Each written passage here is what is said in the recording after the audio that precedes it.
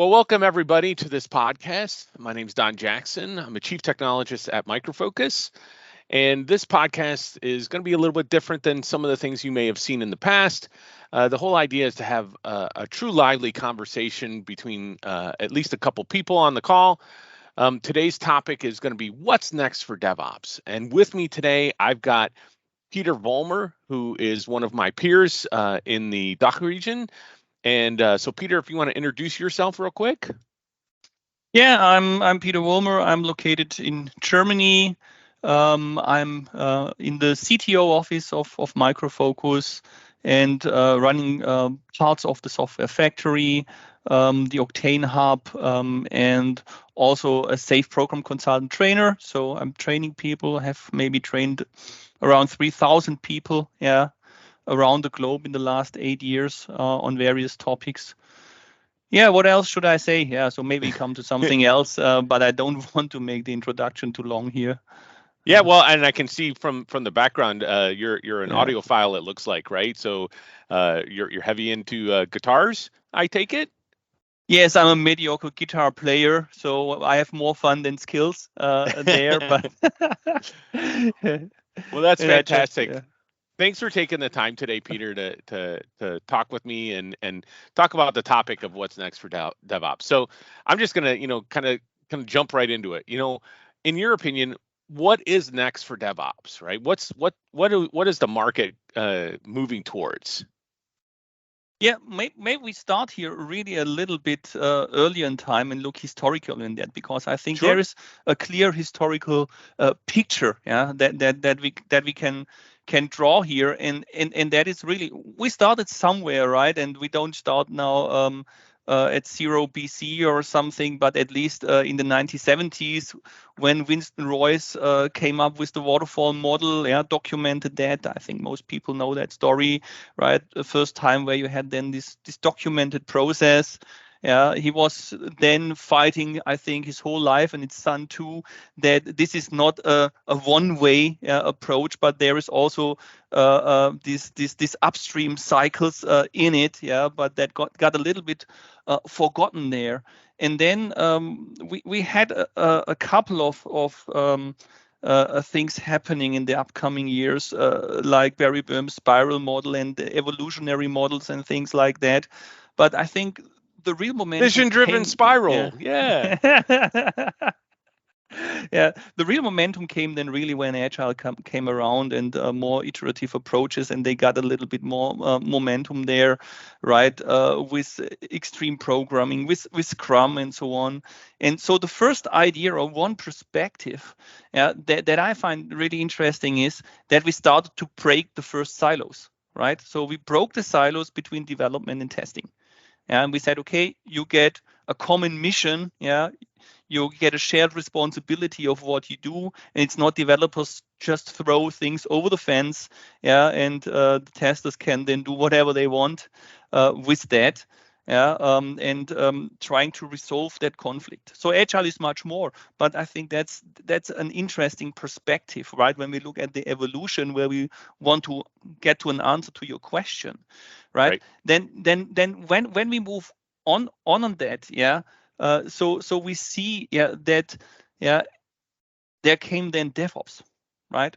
Where we again breaking silos. So we had now development and testing as one community there, but then they throw over things to operations and say, do whatever you want with that. This conflict about just kind of move the wall, right?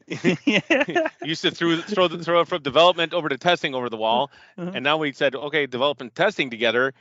And once we finish that, we're going to throw it over the wall to operations. Yeah, there's the next wall we can throw something over. And so, there was again this conflict there, that the dev and test was standing for getting new functionality out, while the ops people were more, oh God, we need stability, right? And there was this conflict, and they were fighting against each other, and finger pointing and whatever. And so, okay, let's remove that wall, and then make again shared responsibility. And then they have a common mission, and they have to arrange and balance out, because they are responsible for the overall thing. So if I'm a customer, right, and I'm implementing this, I've implemented DevOps, and I'm now, I have, these silos broken down. I'm not throwing it over the fence. I'm getting feedback from production into pre-production, and I'm taking, for example, monitoring. Monitoring scripts are part of what I do in my pre-production environment, my lower environments. Is that it? I mean, have I reached nirvana? Mhm. Yeah, first of all, we have to say that not just the shared responsibility is one thing, but the others, all the shift left that comes with that. Because now we are addressing things from the very beginning, right? Testability between dev and ops. What was an issue before? Development developed something, but it was maybe not easy to test. And so there was extra work on the testing side. For example, if you think about UI testing, yeah, the widgets could not be easily identified. If you already do that on more left and think about how can I test that stuff, yeah, you already make some efficiency gains here, and you also reduce your cycle times of doing stuff here. And the same thing with ops. If you think about operational concerns during design of what you are doing, yeah, then enhancing with DevSecOps, thinking about the security design when you design and you already threat modeling there. Instead of afterwards, when you are done, now let's look at security, right? You're gaining a lot of things. So we're getting a more and more holistic view, and getting a more and more shift left approach to think at things as early as it makes sense, yeah, to save time, money, resources, effort, yeah, on the right side of that. Yeah. Yeah, So it's whenever a very natural thing if you think about system thinking, right? Peter Senge, fifth discipline, all these kind of things.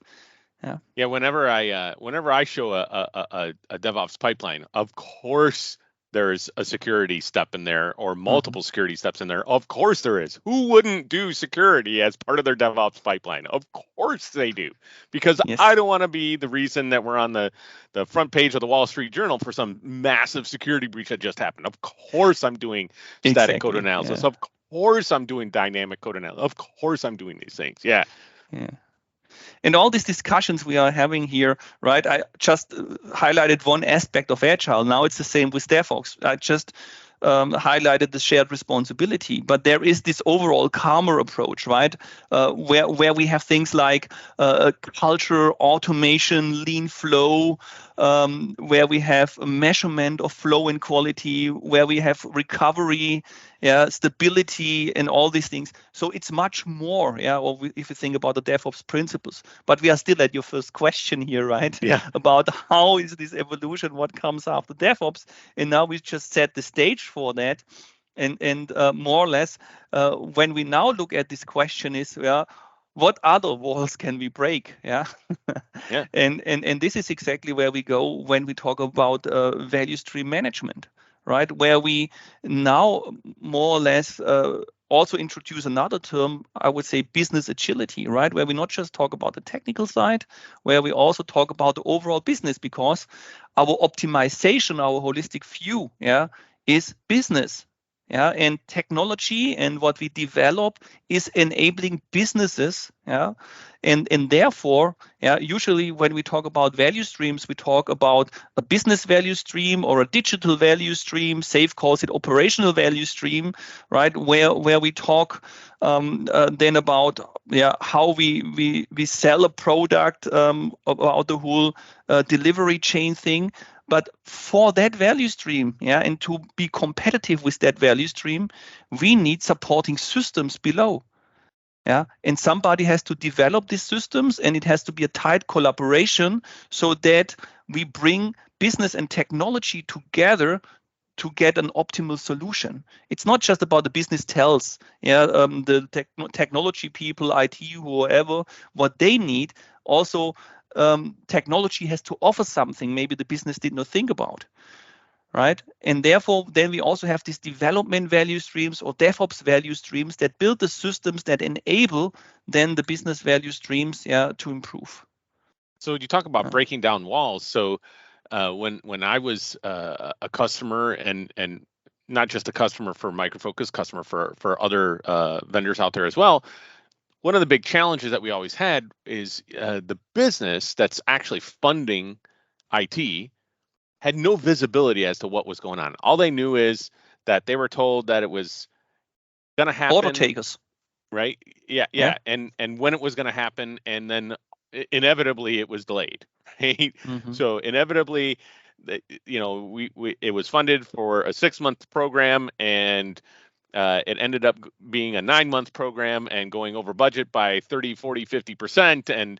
And the business just doesn't understand why, right? And that's, I think that's evidenced by a lot of what we've seen in the marketplace with, talking about the failure rate of projects in traditional project management, right? So how is VSM differ? How does it break down that wall, and where does VSM come from? Is this some new concept that we're just coming up with? No. So when we look at the history of value streams, let's not say value stream management at this point in time. So value stream management, I think, was just coined in maybe 2018. But value streams is a concept. Yeah, I think the first mention of that you could do was in the 15th century, right? Where Oh, wow. In Venice they produced boats. And they looked at how can do that. They do that in a more efficient way, right? And then we have a really long history where we could just do a 2-hour session about that. Right. So maybe going on with Henry Ford, what he did with his Model T, and how he tried to establish flow in that. And then we come more or less to Toyota, right? Toyota visited Ford and looked what they are doing, and were somehow improving that system. They also visited some other companies in the US. And as it was more or less then after World War II, and they were really short on resources, they couldn't have these huge inventories and all this stuff, so they had to get to a more linear approach of things.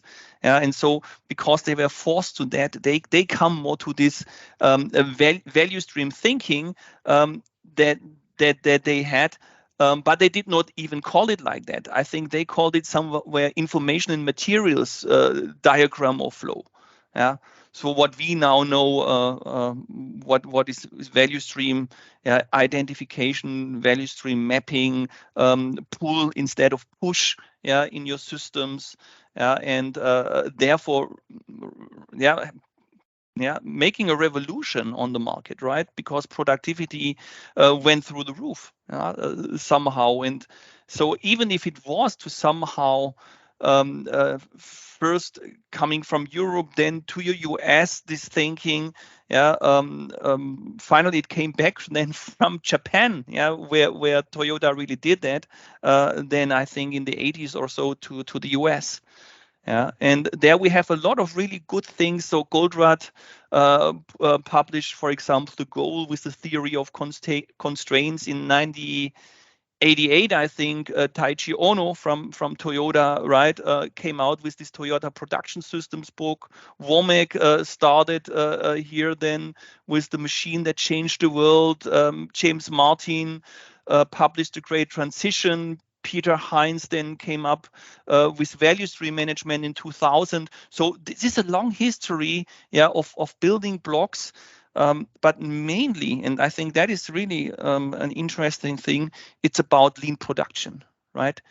So it's not about digital. Something new yet, that we're coming up with in IT, right? This is some newfangled I think idea, right? The first mentions in that area about IT might be, and history is something subjective, so I don't know everything what happened in history, and I might have a different perspective on that, and somebody else will say there was something else.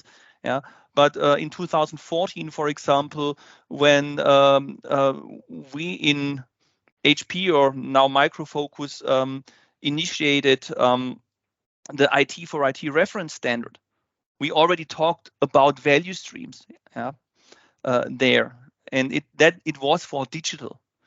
So that was definitively one of the first mentions, or where the concept was applied. We also find that, I think, in TOGAF, where we have this concept of value streams.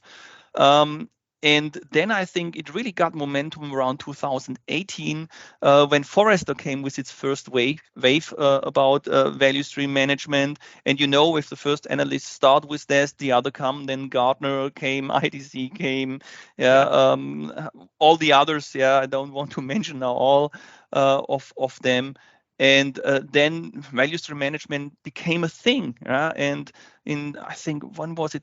2021, the Value Stream Management Consortium started, right, where we also, as Micro Focus, are members in that, and collecting a lot of material and building trainings around that.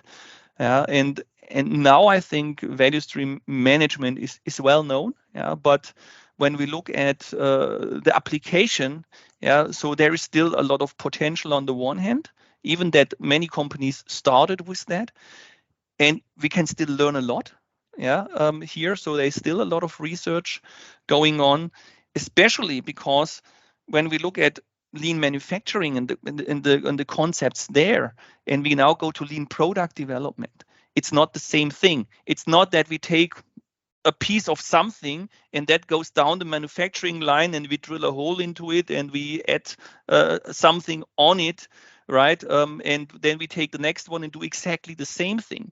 In lean product development, we do research and development. We often implement things that haven't been there before. So there is a research element. So it's not as predictable and variability what is in lean manufacturing, right? So we want the same cup all the time when we produce that. Things have to fit together. So we don't want variability in that.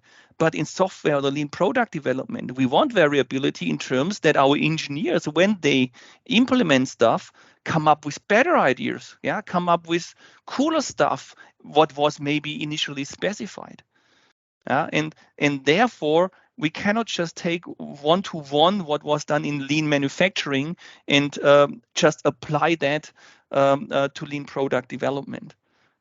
Even if a lot of concepts work there. So Don Reinert's Principles of Product Development.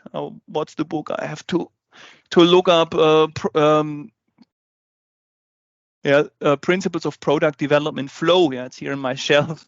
Did here a lot of great transition, right, of these principles from lean manufacturer to lean product development that we still use everywhere, right? So you can think about all the DevOps community. You can think about safe, less, disciplined, agile, whoever.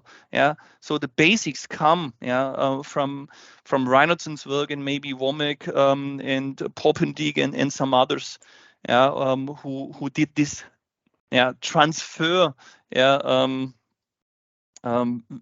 value transfer from manufacturing to lean product development. So I look at this and I always try to look at things from a business perspective and what's the business getting at it? What's in it for me, right? Why do I care? Why do I care about it? What's I hate to use the word value, but what's the value of value stream and value streams and value stream management? What am I going to get out of this? Assuming that I could do this and do this right? I can understand and document my business value streams and my digital value streams. So what, right? What does it give me? So I think we all understand that we are in this fifth digital revolution, and that there's a lot of pressure on companies there to be faster, to deliver value sooner, to deliver higher quality, right? There's high competition, there's new technologies and stuff like that. So that does not mean you can do the same thing as Henry Ford did for about 27 years, deliver the same Model T to customers, innovation cycles that are really slow. So we have very fast innovation cycles. And so we need also our production capacity needs to reflect that. Our ability to innovate, to get things out fast, to get it right, and so on, is extremely important. And that puts pressure on our systems to improve. And for me, in my own words, value stream management is the first approach with a holistic view that helps us to systematically optimize value generation. Right, and that is really the thing, that makes it so attractive. Yeah, because before that there was no systematic way of doing that. Yeah. So if I don't want to put words in your mouth, right? But to identify to get value out of it and identify, right? You have to be able to identify where am I losing things, right? Where am I getting where's my waste, right? And how do I identify that waste and then remediate that waste, right? And so if I can remediate that waste, what you talked about earlier about the time to market, right? So my time to market goes down, which provides me a competitive advantage, right? So if I can get to market earlier. faster, right? Yeah. Yep. So if I can get to market faster, But we need a mental model, or shared mental model, as Peter Senge would say, right? And that is this concept of value streams. And what we do with value stream identification and mapping is learning to see, right? But as Mike Rodder and John Shook said in their book, it's the first time where we have an end-to-end perspective on what we do. As we're all in these silos, we only know a certain part of it, right? And to just identify bottlenecks and identify waste, we have to see end-to-end what's going on. If you optimize not on the bottleneck, as Goldratt says, any optimization not done on the bottleneck is a waste of time and energy. So that means this is what I mean with systematic. If you really see the end-to-end value generation and you understand what's going on there, you can do the investment at the bottleneck and not just improve something somewhere that for the end-to-end system maybe does not even make any difference or even worsens the whole thing because you do some local optimization instead of global optimization. So it's very interesting that you just said, right? So optimizing waste that's not at the bottleneck is in itself waste. I mean, that's kind of one of those mind. My mind just exploded, right? When you think about that and you grasp that concept, is I'm trying to improve things, right? In my own little silo. I'm busy beaver working on this, and I make instead of it taking 10 minutes, now it takes 2 minutes to do what I did, and I invested all this time and all that, but I wasn't the bottleneck, and for the customer it makes no difference. It makes no difference. The overall system is not faster because somebody now waits 8 minutes, because now you have done it in 2 instead of 10 minutes. Exactly. So you talked about the digital revolution. So one of the big topics that we hear, and some people say it's a buzzword.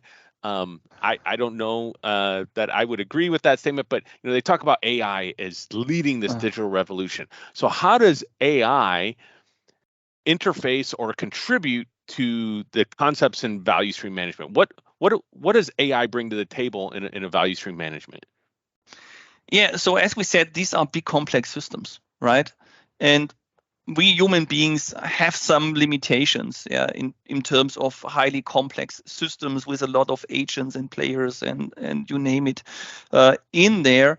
And so when it's about, let's say, big data analysis, AI can be better than we humans. And that is the high potential we have in artificial intelligence for this. We have now, let's say, somehow measurements in our whole software development lifecycle, in everything we do. But do we really understand what's going on without AI showing us maybe some patterns? Maybe some experts can, and I'm still convinced that today the really good experts might be better than AI at the moment in that. But it's just a question of time till AI is trained. It's not that without training here, AI might be able to come up with solutions, with creative solutions, how to do things. But with some kind of pattern matching, with training the AI, there's a lot of potential in the future that we get insights that is very hard to get without. So if I interpret kind of what I just heard is it's training your AI allows you to democratize that expert, right? And so now that expert's knowledge, instead of being a bottleneck themselves, now I can train the computer to be able to do that, and that expert can now move on to other more interesting things instead of doing, data analytics or, sprinkling their pixie dust on it, and suddenly they get the right result, and the rest of us go, I don't understand what just happened, but that's the right result, but I don't know how it happened. Now we can train the AI to be able to do that. So it sounds like, you've talked about, this a number of times. This is big, right? This is complex. Yet I heard one of the marketing guys just said VSM the easy way. How do you make this easy, right? And how do I get started on VSM? Yeah, so let's say this promise the easy way, right? Is already a little bit of marketing, because not everything is easy here, right? We talk about really complex software development, and what we do is we try to make it easier for people to start with that, right? And therefore the approach is more or less the traditional approach we have in value stream management. We have to first identify our value streams, somehow to understand what's the scope, where we want to improve, and then we start mapping that, identifying the bottlenecks, and then starting from there, then to apply mapping and tooling to that, do a systematic measurement to that, and for example, a pre-sales organization can help a customer doing that in a quick way, because there is already some experience how to do that, how you can start. And as in most things we do, we start smaller and then iteratively increase on that. So if we improve on that, we make our first successes and build on these successes, and getting bigger and bigger and bigger, and get more and more value by that. But you have to start somewhere. Yeah, right. That's the idea. For that. But right, so we are talking about expertise here. We are not talking tool. A tool needs expertise, and therefore you need people who know how to use the tools. A fool with a tool, is still a fool. We all know that. That's a very old software engineering saying. We have there, and therefore this guidance is extremely important, so that you can apply the tools in a way that they really help you. Yeah, one of the things that you talked about on there that I just it reminded me of the old saying of how do you eat an elephant? Well, you eat an elephant one bite at a time, right? You don't try to eat the whole elephant, right? And it's the same concept here, right? Is you start with one digital value stream, and you work through that, and you get that documented, and you get that optimized, and then you can move to the next one. And obviously you use business value streams, the critical business value stream, to help determine which digital value streams you go after, right? The digital value streams that contributed to the most important business value stream, or where you have the biggest issues. Where you have the biggest issues, or the biggest return on your investment. There are many things that can lead you to that, but by starting small and getting good at it, then you can apply that now to your next digital value stream, and your next one, and the more complex ones, and off you go. And suddenly you look back, and you've got 3 of your digital value streams are now optimized,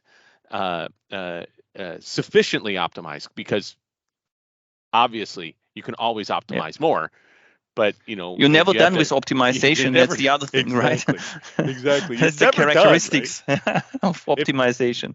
I mean, it's a personal thing, right? You always try to improve yourself, right? If you ever think you've achieved it, then you've failed, because there's always something more than you can improve. And I really like this example we had at the beginning with Ford. So he was successful for a pretty long time, but he was not flexible enough and not innovative enough. So that GM and others took over, because they had the flexibility, they had shorter product cycles, they had more variants they could produce, and therefore better serve the customer needs and demands. And that is exactly why you need this continuous optimization and improvement of what you do. Yeah. So okay. So we talked about analyzing a digital value stream to really make it easier, right? So instead of biting off, trying to eat the whole elephant at once. I'm taking a single bite and slowly digest it. So how would we get started? If I look at this, from a business perspective, once again, I've got tools up the wazoo, right? I've got this tool, I've got that tool, I've got open source here, I've got commercial product there, I've got this and that and that. It seems like I'm death by statistics, death by data. How do I get started? Yeah, and death by details, right? But not seeing the overall holistic end-to-end view of things. So, and that is the idea of a value stream management platform, that you more or less get this data together, so that you get this holistic view, that you have the data for that. And this is also what we are doing with Value Edge, right? That we are trying to get all this information together, so that we can more or less real-time measure what's going on in our system. So also when we talk about flow metrics, and you say you have an average cycle time of 40 days, right? What my experience shows me is that when I double click on that, it is 40 days, but the span with, for example, when we talk features, is between 0 and 200 days. So my average will not tell me much. I'm always saying, okay, if you have one foot in the fire and 1 foot in the ice, your average temperature is great, but you might not feel very comfortable with that. And therefore, it's really collecting this data and having the ability to analyze this data and really understand, more or less also the specifics. And therefore, you need a tool. You can't do that without a tool. Yeah. And so you brought up the Value Edge platform. So taking all of that, if I'm that business person, right, again, and I'm looking at all of these different tools, being able to provide an analytics layer on top of that, right, and is really what I'm looking for with Value Edge Insights, giving us those capabilities. Well, I try to, I told you before we got started that, I wanted to try to keep this short. I think we've gone way longer than short, but I think I really enjoy the conversation. So I want to thank you, Peter, for taking the time to talk with me today and share your insights. Do you have any final parting shots that you'd like to make out there? Maybe about your Marshall amp in the back, or something else about value streams or something. I think what I would say about value streams, it's worth looking into it. If you haven't done that, do it. And if you have started to do so, dig deeper into it. There is so much value in that. There is so much promise. In getting better businesses with that.